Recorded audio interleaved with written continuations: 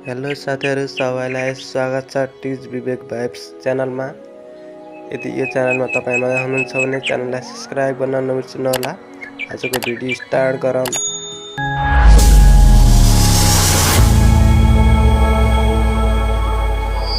सुर्खेत वीरेन्द्र नौ लाठीबेलीमा रहेको शिव मन्दिरको बारेमा हामीले केही सुनेका थियौँ।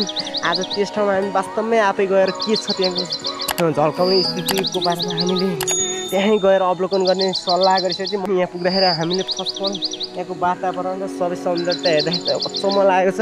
अनि विशेष गरी चाहिँ यहाँको एउटा आकर्षक तत्त्व भनेको यहाँको एउटा शिव ढुङ्गाबाट बनेको शिव र पार्वतीको एउटै ढुङ्गाबाट बनेको शिव र पार्वतीको स्ट्राङ्ग खाले मूर्ति बनेको छ। त्यो मूर्ति हामीलाई पनि लागेको थियो फर्स्टमा यो कुनै पनि इट्टा भट्टा र उसले कि पिल्लरद्वारा बनेको भन्ने लाग्छ, तर यो रहेछ वास्तवमा यो ढुङ्गाबाट बनेको मूर्ति।